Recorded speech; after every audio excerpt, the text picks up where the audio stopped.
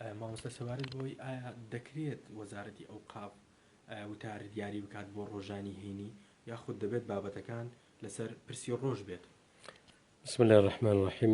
دیارە دیاریکردنی وتار ئیشی هیچ کەسێک نییە دیاری بکە. بەخۆی شریعەتی ئیسلام ئێمە نوێژی ئیجتیماعی کۆمەڵایەتیمانێ جەماعەت کەسێک کە دیار نیە لەو ڕۆژە لەو جەماعەتە دەبێت لێ پرسی بزانە چی بەسەر هاتووە.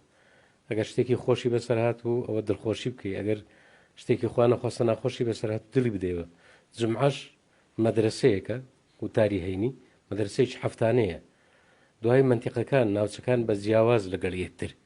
مەسەڵ تۆ زاری وا وتار لە گوندێک دەدەی لەگەڵ فەرقی لەگەڵ شارێک وتاری لێ دەدەی، لە ناوچەیەک دەدەی لەگەڵ ناوچەیەکتر فەرقی. بۆ دیاریکردن وتاری هەینی شەئنی ساعەیە، شەئنی ساعەیەنی کاروباری ڕۆژە. ئەگەر لەو هەفتەدا شتێکی باش ڕوویدا بوو خەڵتیب وتاربێژ ئەو خەڵکەی هاندەدا لەسەر شتە چاکە. خوا نەخواستە بە پێچەوانە ئەگەر شتێک ڕوویدا بوو پێچەوانە بوو لەگەڵ شەریعەتی ئیسلام ئەو وتاربێژە بە ڕێزا خەڵکی وارێ دەکات کە ئەو شتە نەکە. یعنی ئەو شتەی کە کراوە ئەو خەڵکە ئەو شتە شەرعی نییە. بۆیە ناکرێ ئەتوو هەموو خەڵکی یعنی خەڵکێکی 4 ملیۆنی کە زیاتر لە 3000 مزگەوت تەحدیدی بکەی دیاری بکەی بردە بە یەک وتار بێ، چونکە ناوچەکان جیاوازیان لەگەڵ یەکتر هەیە، ممکنە گەڕەچێک لەگە گەڕەچێک جیاوازی هەیە. بۆیە دیاریکردنی وتار ئێمە لە قورئان وەردەگرین لە سونەتی پێغەمبەر صلی الله علیه و سلم و لە ئەهلی علم و زانانی بەڕێز و وتاربێژی پێغەمبەر چۆن وتاری داوە صلی الله علیه و سلم. زاری وا هەیە 20 دقه بۆ، زاری وا 5 دقه بۆ، زاری وا بووە لە سبەینەوە تاکو نیۆڕۆ، لە نیۆڕۆ تاکو عەسر تاکو مەغریب تا عیشا کە پێویستی کردووە.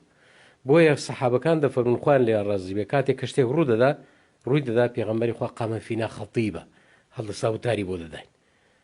بۆیە وتار دەبێ بۆ ئەو کاتە بێ، بۆ ئەو خەڵکە بێ، بۆ ئەو جەماوەرە بێ، نەک وتار بە سیاسی بکرێ، جیهەتێکی سیاسی یان حیزبێکی سیاسی یان دەسەڵاتێکی سیاسی باسی بکە. ئەوان زۆر جار دەڵێن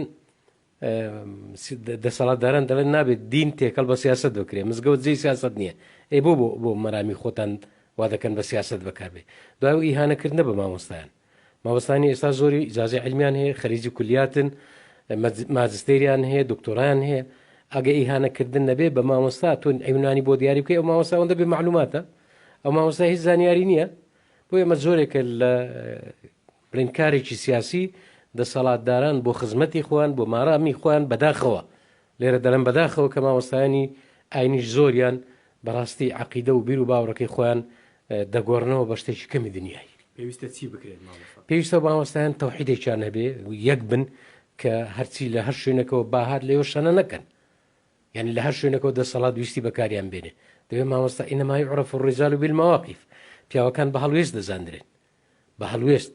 عەبدولقادر گەیلانی خوا لێی ڕازی بێ کاتێک کە باسی خەلیفەی کرد هەندێ مڵک و شتیوای ئەوە کردبوو، ئەو کاتێک خۆ خەلیفەش بوو بەناو ئێتر کە گوتیان بۆ ئەوە دەسەڵاتدارە و گوتی وەڵام من کە بیرم کردەوە ئێرە جێی پێغەمبەرە مینبەر ئەو مۆکو پشیلێک هاتە بەرچاو. مامۆستا بەس وەزارەتی ئەوقاف دەڵێ بە نمونە دەڵێ مامۆستایانی ئاینیش فەرمانبەری حکوومەتن، پێویستە ئێمە ڕێو شوێنیان بۆ دیاری بکەین. ئایا دەکرێت مامۆستای ئاینی فەرمانبەر بێت یاخود بە شێوەیەک لە شێوەکان وەکو ئەوەی ئەوان دەیڵێن؟ فەرمانبەر یعنی ئەگەر وا بێ ناوێشکەی لێ بنێن باشترن، ئەگەر برێن با ببنە کۆیلەی ئێمە، گەرنا فەرمانبەر ئەوان قەزیە ڕسمیاتی هەندێک شتیان لەسەرە. ئەگەرنا مامۆستای ئاینی پێش ئەوەی مۆزەف و تەوزیفی ئەوقاف بێ رەب العالەمینە، خوا ئەو وەزیفەی پێداوە. دوای لە هەموو شوێنێک ئەم سانسۆر و ئەم شێوە نیە لە زۆربەی داوایرەکان بۆ لە مزگەوتەکان هەبێ. یعنی مزگەوت ئەوان دەڵێن ئێمە نامای بەکاری سیاسی بەکاربێ، بۆ ئێوە بەکاری سیاسی بەکاری دێنن. دوای ئەو هەموو ئیهانە بە سوکایەتێ بە پێغەمبەر کرا، بە قورئان کرا، بە ئیسلام کرا، بە خوا کرا، بە مەلا کرا، بە ڕۆژنامە نووس کرا، بە ژن کرا، بە منداڵ کرا، بە موچەخۆر کرا. کەس نەما لەو وڵاتی ئێمە سوکایەتی پێ بکرێ بەس بۆ لەسەر ئەوەی بەجوابن.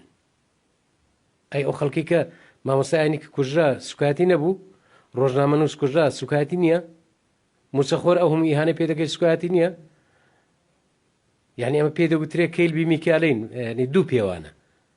ئەگەر ڕاستە بە ئەمە خۆلەوەتی دەسەڵاتدارانی کورد هاتوونە سەر حکوم ئەم میلەتە ئێمە ئیهانەی پێ دەکرێت، سوکایەتی پێ دەکرێت بە هەموو چینەکانیەوە. دەستێوە شۆش.